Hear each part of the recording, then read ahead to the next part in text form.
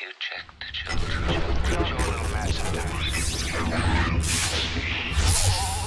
Hi, I'm Chucky. Wanna play? Sometimes. That is what You're gonna need a bigger boat. Hey everyone, welcome back to The Horror Show. I'm Cecil Laird, and I'm here to review the recent Netflix release called Woman of the Hour. Now, this one was directed by first-time director, longtime actor, Anna Kendrick. Anna Kendrick has been around for a long time. She has played a lot of different roles. She was key in Pitch Perfect, but outside of that, I mean, Scott Pilgrim. Wait, I think she was in Scott Pilgrim. Yeah, I think she was one of the friends in Scott Pilgrim. But she was in the Twilight movies. She's been in so many things. And this is her directorial debut. And I gotta say, my overall thoughts are, I really enjoyed this movie. I don't look into a lot of true crime, but this is apparently a presentation of a true crime story. Obviously, there are some liberties taken storytelling wise, and I know that because I actually watched this with Morgan, but she really did not like the movie, but only, well, maybe not only, but the largest reason was because she's familiar with the actual story, and there was apparently a lot that happened in this that didn't happen in the actual story, or at least some key moments that didn't happen in the actual story. So she was frustrated by it. And so I'm going to do this review myself because I enjoyed this movie. I feel like it was a well-directed movie. I was keen on the presentation of this because while it is sort of familiarly trod ground in that, you know, it's about a male serial killer, and we get a little bit of insight into him. What was really nice was getting this from, you know, the directorial perspective of a woman in Anna Kendrick. What was cool was the moments of terror in this movie. Like, we get to see what happens with some of Rodney Alcala's, I think that's his name, Rodney Alcala, was the serial killer. We get to see what happens with him and a few of his victims along the way for the film, in the film. And what was really interesting to me, like a lot of movies like this, they focus on the craziness that the serial killer does to the females. But what I think Kendrick chose to focus on in this one was the moment of realization where these women realized that this dude was there to harm them. And it was fight or flight time.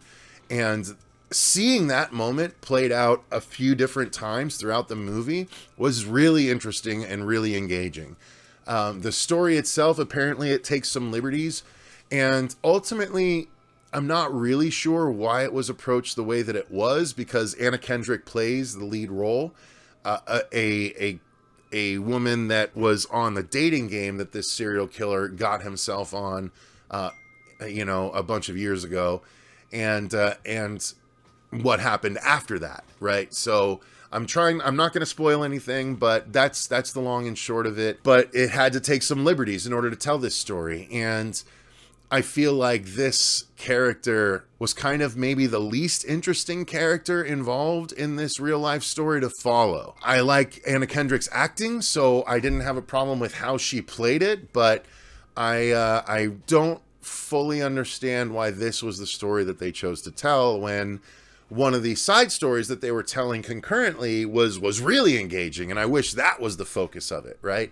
But for what we got, it was a really well-made movie. The direction was really cool.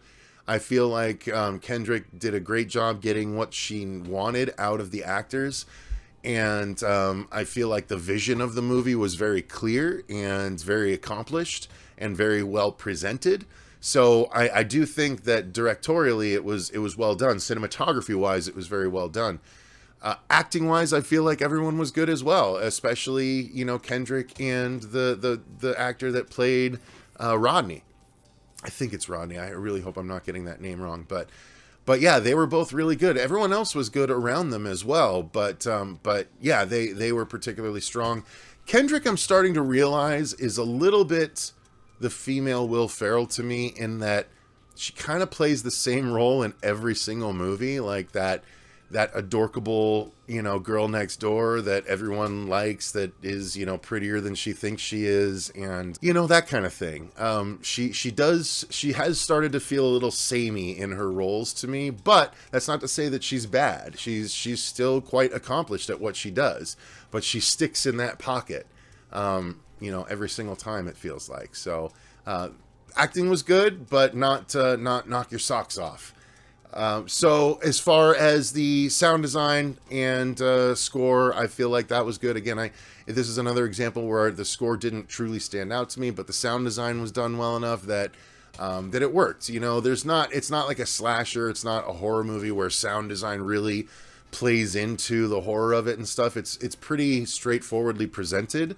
So the sound design doesn't have quite as much of an opportunity to sing as it does in a lot of other movies, but it's all done well. And then the effects, there's not really that many effects to speak of. At least not that I noticed. If there's some digital manipulation, possibly, but there's not like gore. There's not a ton of like gore effects or anything like that. The little bit that there is done well, but yeah, this wasn't a real effects heavy movie. It's not really about that, and I think that the film was very successful in what it was about, what it chose to focus on, and how it chose to tell that story. Is the story of the main character the most interesting story involved in that whole thing that actually happened? Probably not, by my estimation, but it was still well done because an accomplished actress, played the role and did, the great job that she normally does. So yeah, I mean, that's kind of the long and short of the film. Not a ton to dive deeply on without spoiling. So if you have Netflix, give it a try. I think Woman in the Hour is a good time, especially if you're into true crime at all. If you're into true crime, you've probably already watched it. But if you haven't, give it a try. It's not a huge time investment. It's only like an hour and a half, maybe hour 40. And it's engaging the whole way, at least in my estimation it was. So yeah, that's going to do it for my thoughts on Woman of the Hour. Let me know what your thoughts are if you've seen it in those comments down below. Thank you very much for watching. Thank you to all of our patrons for supporting the channel the way that you do. Until next time, though, I've been Cecil Laird, and remember, stay scared.